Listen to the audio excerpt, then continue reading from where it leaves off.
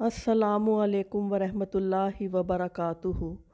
एक फ़कीर एक फल वाले के पास गया और कहा कि अल्लाह के नाम पर कुछ दे दो।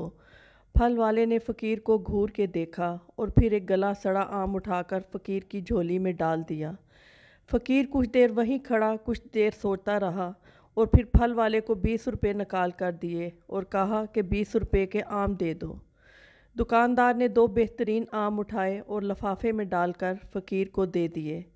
फ़कीर ने एक हाथ में गला सड़ा आम लिया और दूसरे हाथ में बेहतरीन आमों वाला लिफाफा लिया और आसमान की तरफ निगाह करके कहने लगा, देख अल्लाह, तुझे क्या दिया और मुझे क्या दिया।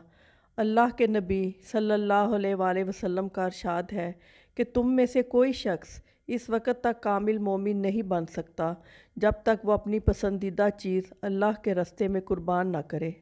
सोचने की बात यह है कि क्या हम लोग अल्लाह के नाम पर अपनी बेहतरीन चीज़ देते हैं। वीडियो पसंद आए तो आपसे रिक्वेस्ट है वीडियो को लाइक कीजिएगा और बहुत सी अच्छी अच्छी स्टोरी सुनने के लिए चैनल को सब्सक्राइब भी ज़रूर कीजिएगा। बहुत शुक्रिया। अल्लाह हाफिज़।